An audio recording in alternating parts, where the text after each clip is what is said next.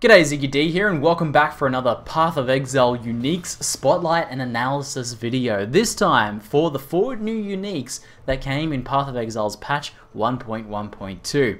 Now, I've been a bit slack on these videos, yes. It's been a few patches since I did them because of a bunch of, traveling around and all that sort of stuff. But whatever, we're back here and time to look at some more awesome uniques because do I love the unique design in this game, especially when you get members of the community together working with the developers to design, crazy new uniques. We come up with some pretty awesome stuff. And as a little note, guys, I'm actually working on a unique myself with Rory. I had someone else donated their designer unique to me, for me to design it with Rory. So we've been working on an interesting ring, but I'll keep you guys up to date on that. But today, let's look at some of the ones that made it into the game already. And first, we have the quiver, the Shark Tooth Arrow Quiver, one of the new base quivers, Hiri's Bite. So the base quiver is life gained on hit, and you'll notice that the actual item itself also has a little bit of extra life gain on hit. So the total on this particular one here on the screen has 5 plus life gained on hit. Now we also see that this is a stat quiver, 25 strength, 43 dexterity. That dexterity is pretty significant, and 18 intelligence. Now I'm assuming it looks like something like a range like 18 to 25 or maybe 15 to 25. Maybe even 15 to 30 on the strength and intelligence, but I'm pretty sure the dexterity can roll higher, and that's kind of the idea, is to make this a quiver that helps people who have trouble getting dex in their build able to use bows again, because they removed the light quivers that gave up to 40 dex before. So now we have another item here that can give extra dexterity, but I don't know what the ranges are, but you can see there's a lot of dexterity on this item. We also have increased attack speed, which obviously has some nice synergies with lots of builds, but most bow builds are going to benefit from attack speed, and 10% increased area of radius skills. Increased radius of area skills. Radius of area skills? Anyway, same thing. It's a level 10 quiver, and instantly it looks like a pretty nice leveling quiver. Life gain on hit, some attack speed, some increased area, and then a lot of stats. Make it a pretty nice leveling quiver, especially with skills like Rain of Arrows. You're going to get a bit of extra AoE on it. You're going to be have those stat requirements, which can be a bit of a struggle while leveling, and then the attack speed on top of some life gain on hit. Very nice Rain of Arrows leveling quiver. Now, before I get into what I actually think this quiver is really for, though, like an endgame, what's its endgame application? Let's take a moment to read the flavor text. A Karui woman's place was not the battlefield, but the hearth. Hiri changed all of that. So let's sort of talk about what the actual endgame application is for this, I think. I think we're looking at an explosive arrow quiver here. We've got increased radius. The radius on the actual explosion of explosive arrow is very, very nice. Attack speed is very important in explosive arrow builds, and most explosive arrow builds, players like Marauders or something like that, that have a lot of trouble getting enough dex, and have to use stacking multiple different dex items, and they used to use light quivers, but with the removal of those from the game, pretty hard for those builds to get enough dex to be able to use their explosive arrow and all of the supports and things like that they need. So this item, I think, is exactly for those. The life gain on hit also synergizes really well, because with an explosive arrow build, the idea is to attack really fastly, really quickly with something like a Quill Rain, and stack in as many arrows as very quickly as possible. Now, you aren't actually dealing damage with that, so Leech isn't so good for explosive arrow, but this life gain on hit allows you to keep gaining life while you're taking damage, to keep healing yourself out based on your really fast attacks, with your split arrow, Quill Rain, super fast attack speed, and the attack speed from the quiver. Seems like a perfect explosive arrow quiver, and a pretty cool leveling quiver on top of that. So overall, I think a pretty nice addition to the game. Next up, we have Queen of the Forest, Destiny Leather. Shedding away her regal past, she forged a new destiny. Sacrificing the ephemeral joys of man, she embraced the eternal grasp of nature. Seizing her one true wish, she found peace at last. So this is a pretty cool item. It's a nice power item. Right off the bat, you can see a huge amount of increased evasion. The evasion rating on this item here, without quality, 1700 evasion. Very nice. It's got life, a decent amount of life. Not as high as some rares can roll, but still a decent amount of life. And it has resist. Now, I'm not sure what the range of resists are on this, because it seems strange that fire and lightning's so low, yet cold is, reasonably high. So it's possible that cold rolls higher than the others, or just that they have a very large range. Often that sort of range is a bit weird, but it's a try-resist item. It's a try-resist item with life and very high evasion. Very nice stuff, just right off the bat. Nice endgame item right off the bat. Now we're looking at, this is where it gets pretty interesting. minus 42 physical damage taken when hit by animals. So animals count as things like monkeys. This means wear this item and you are immune to monkeys. And that synergizes really well with evasion, because as an evasion-based character, when you do get hit, you don't really have ways of mitigating that damage so much.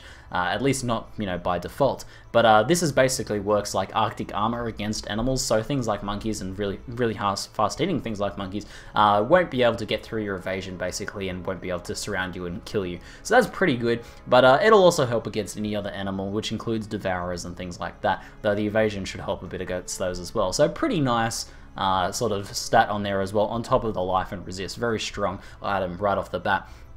Where it gets really interesting is we have minus 25 move speed, so 25% reduced move speed, but then 1% increased movement speed per 450 evasion rating. Now, most builds, evasion builds, are pretty easy. You have a pretty easy time getting, you know, 8 to 10k evasion. Now, that's not enough to get 25% move speed. I think it's something like 12k evasion, something like that. I saw the math somewhere on Reddit before. But that's easily doable with you know, either stacking a lot of extra evasion in your build, so really focusing on pumping up your evasion, or using something like a Jade Flask. And I think Jade Flask works really well with this item, because Jade Flask essentially works like a Quicksilver. You can replace your Quicksilvers with Jade Flask. Sure, you can only use them once, but maybe you can use 2 on your toolbar.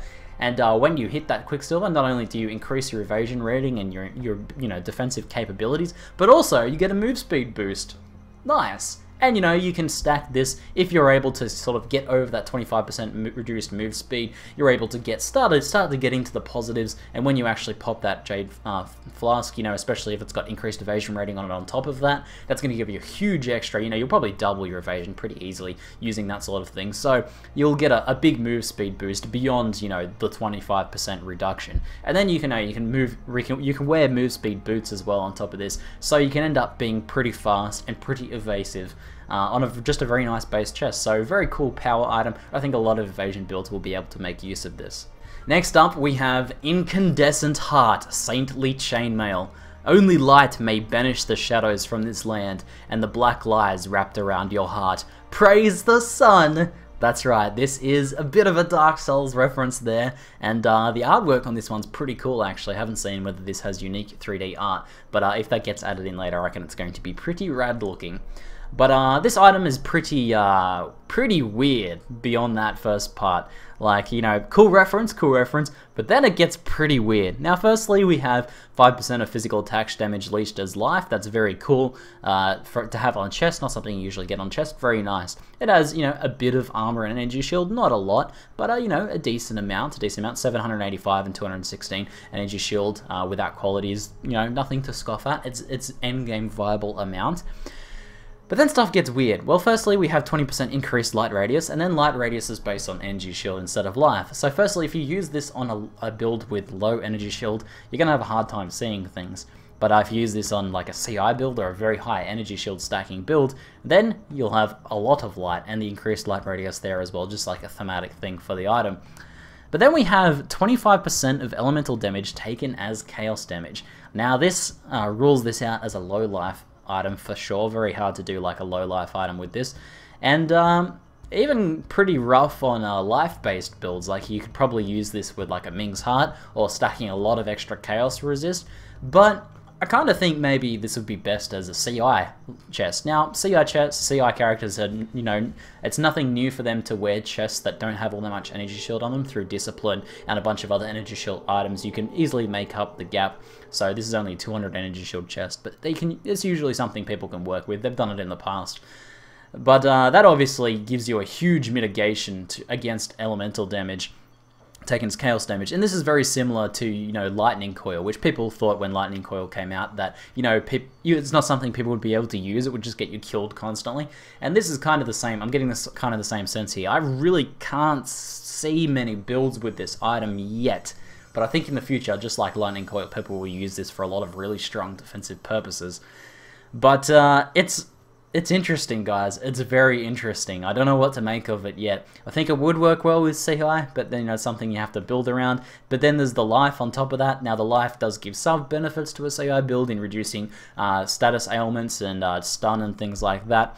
But 90 life isn't that big an effect on that sort of thing. So it's kind of all over the place. CI item with life, you know, life item with extra chaos damage. I don't know, but maybe you guys have some cool ideas about this item. I'm excited to see what people make of it. And now finally guys, I want you to get your hype up to maximum levels. We have Mjolnir, the gavel.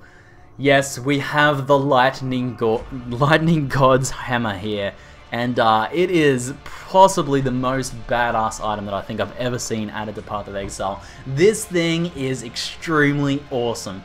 Thematically perfect, and the stats back it up really, really well. This is probably a Diamond created item. If you watch this video, Diamond creator, nice man, nice. I want you to like leave a comment if you can, but this is sick, man. Look the storm in the eye and you will have its respect. So we have an item here with an amount of physical damage. It's not a huge amount of physical damage, but it's workable. It's something you can work with. It's not too low to rule this out as being an endgame item. And then we have 38% increased lightning damage with weapons. So, you know, thematically perfect. Works really well if you're using something like Lightning Strike as your build, or if you're just adding lightning damage to your attacks some way. Then we have skills chain 1+ times. And on top of that, 50% chance to cast socketed lightning spells on hit. So basically, you can have 2 arcs in this item, say a 3-socket item, 2 arcs linked to something like Iron Will, and then whenever you attack, like say you're attacking with Lightning Strike, you're already sending out your lightning damage, dealing lots of lightning damage, and then you also have a 50% chance to cast your socketed lightning spells, your arc, and then they chain additional times as well, on top of your Lightning Strike projectiles chaining around. Man, it's so sick! How cool is that? And then, the drawback of this item, which I actually think is an enhancement, plus 200 strength requirement, plus 300 intelligence requirement, for a total of 412 strength, 300 intelligence. You literally need to be a god to use this item. The stat requirements are that of a god, so that is sick. Now, it's pretty hard to get these sorts of stats on a build, but it's quite possible. You know, I've seen Templars rocking this. You'll need some gearing to get to this level within a reasonable amount of sort of building, I guess. But, you know, there are certain items you can use to help pad out your stats quite a bit, and it is possible to do, but it takes a bit of work, and that's really cool. To even pick up this item, you basically need to be a god, and that is sick. So, you know, socketing this with Arc and then the Iron Will, you know, you've got a lot of strength. Obviously, you'll have over 400 strength to use this. Iron Will is a natural choice to boost the damage of those spells without having any spell damage on your build. Really, really sick. Someone on Reddit even said something like, dual wield these with 2 arcs socketed in each one linked to Iron Will, and use Cyclone and become a spinning whirlwind of death. Yes, that is right. What a sick item, Mjolnir. Oh, so good. So good. I kinda, you know, it's not often I want to play melee builds, but this is one I want to play. Hopefully it's not too expensive, but I can see it being pretty expensive. Anyway, hopefully you guys enjoyed it. That's it for now. I'm ZiggyD, and thanks for watching.